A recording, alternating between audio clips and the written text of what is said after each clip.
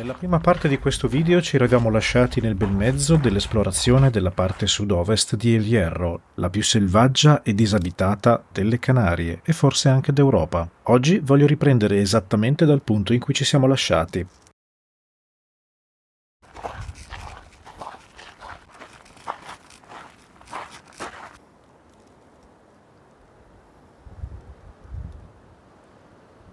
Caro viaggiatore, eccoci qua, sempre a El Tacoron. Ho fatto un piccolo sentiero che mi ha fatto passare sotto queste scogliere e ora purtroppo non posso proseguire più di così perché c'è pericolo di frane.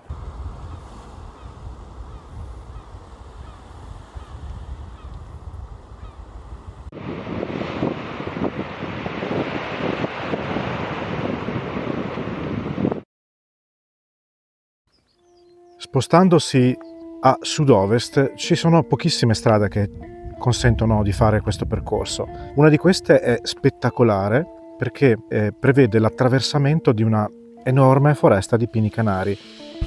D'un tratto ho visto la deviazione per il Centro de Interpretación El Hulan, un piccolo museo sperduto nella foresta che ti aiuterà a capire come vivevano gli abitanti di El Hierro, i Bimbaches, prima che venissero gli spagnoli, e oltre a questo ti darà molte informazioni sul silbo, il linguaggio dei fischi che si usa ancora oggi a El Hierro. Ora però mi trovo più a ovest, sono quasi nell'estremità più occidentale del Hierro, e sono venuto qui per visitare, tra le altre cose, un santuario. La zona è veramente deserta, in questa parte dell'isola non abita nessuno, non ci sono paesi e quindi è rarissimo anche solo vedere passare un'automobile. Ci sono solo delle campagne con delle piante e degli alberi di pino e nient'altro.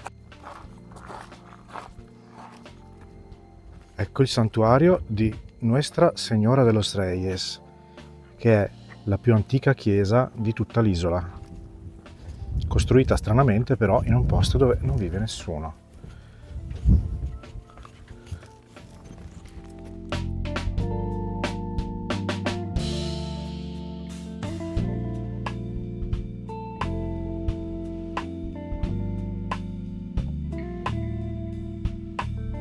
Adesso vorrei arrivare al faro della Orchidia.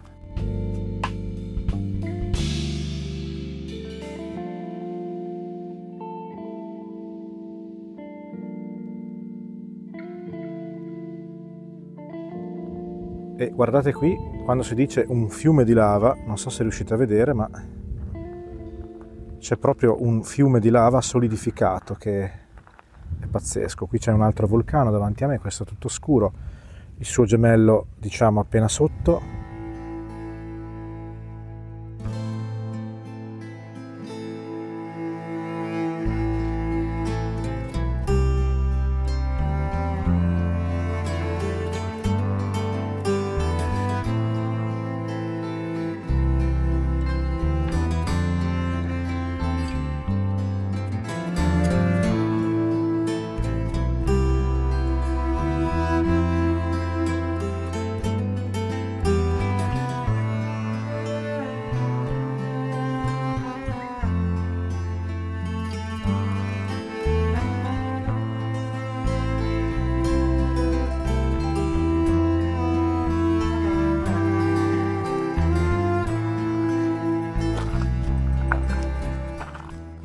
Ecco, ora mi aspetta una discesa divertente, però in qualche modo la faremo.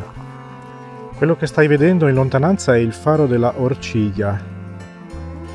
Da me saranno circa 500 metri, ma quello che è molto interessante è dove mi trovo in questo momento, ossia sulla cresta di un cono vulcanico relativamente piccolo che ha smesso di eruttare non so quando. La cosa è molto emozionante e è una delle cose che quest'isola ti consente di fare, così come di vedere anche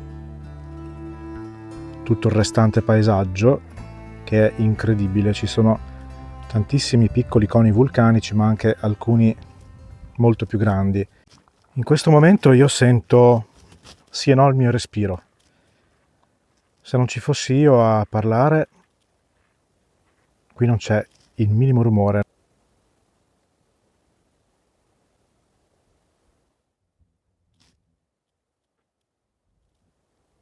L'oceano è vicino, qui alla mia destra.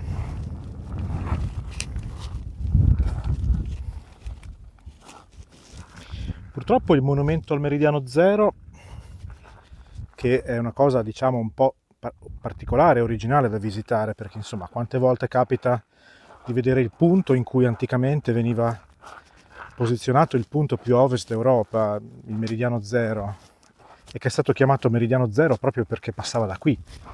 Questo era il riferimento per i navigatori. Non capita molto spesso, però come dicevo purtroppo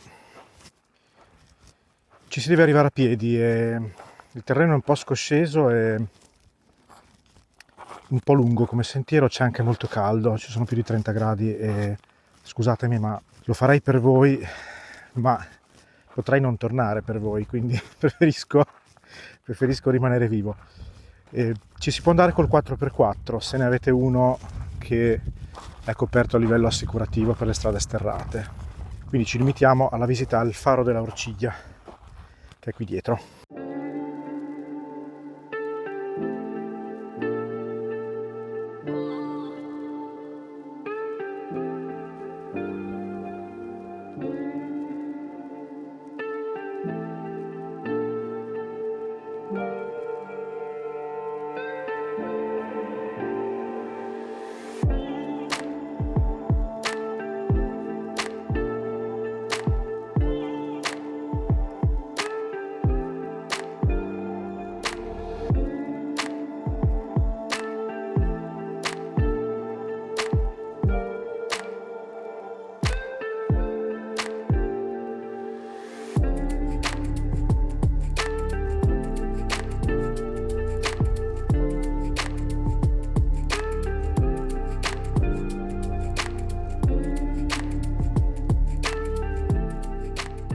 Mi trovo sempre nella costa sud di El Hierro e precisamente sono andato fino alla punta, diciamo, che c'è a ovest e sto risalendo per tornare verso la parte centrale dell'isola, che è dove ho la residenza, diciamo, dove ho la casa.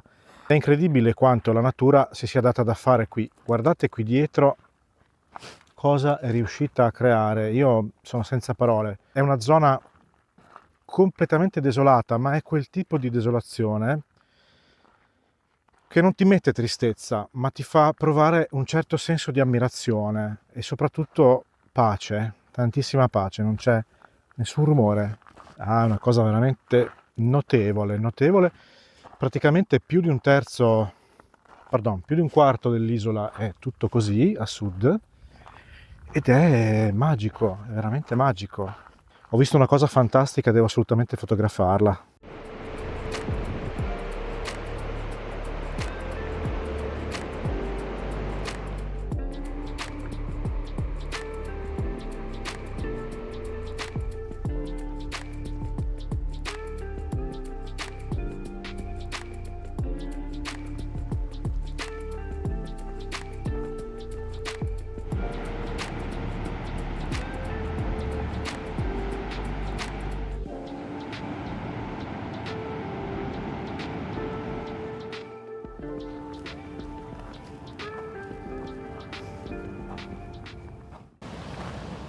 Non so quanti di voi abbiano visto la Playa de Famara a Lanzarote, ma per quanti l'abbiano vista, io dico che mi piace di più qua.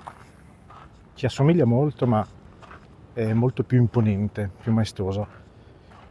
Poi certo, c'è un piccolo dettaglio, qui non c'è la spiaggia, però non è che si può avere tutto, no?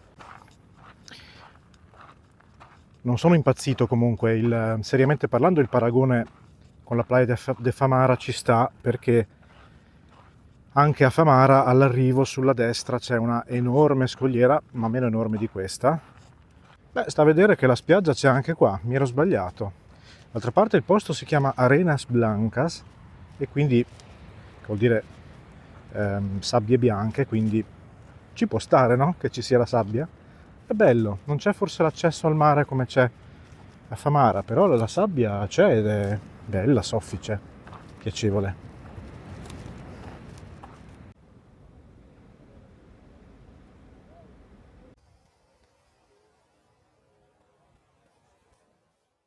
Ora è il tramonto, ma il mare vi assicuro che è color smeraldo, anche se non usufruibile, ma comunque è molto bello da vederlo, ecco, molto pulito, trasparente, davvero bellissimo.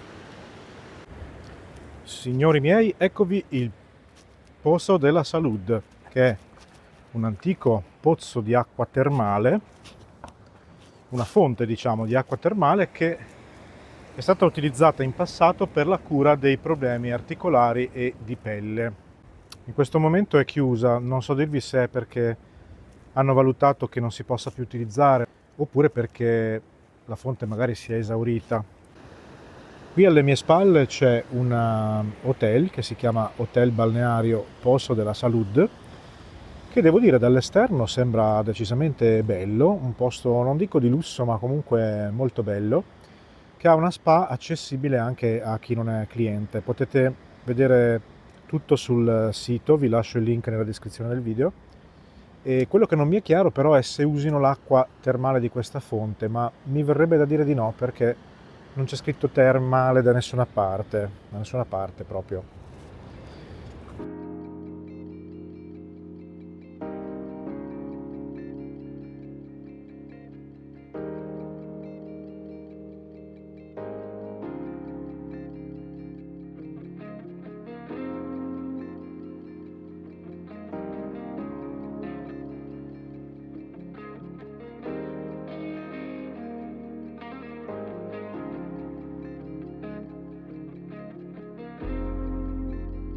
Il sole stava tramontando e stava arrivando la sera e per questo motivo ho deciso di rientrare a casa, passando per la frontiera, risalendo tutte le montagne alte che portavano di nuovo sui crinali e poi a Las Casas dove avevo il mio appartamento per riposarmi.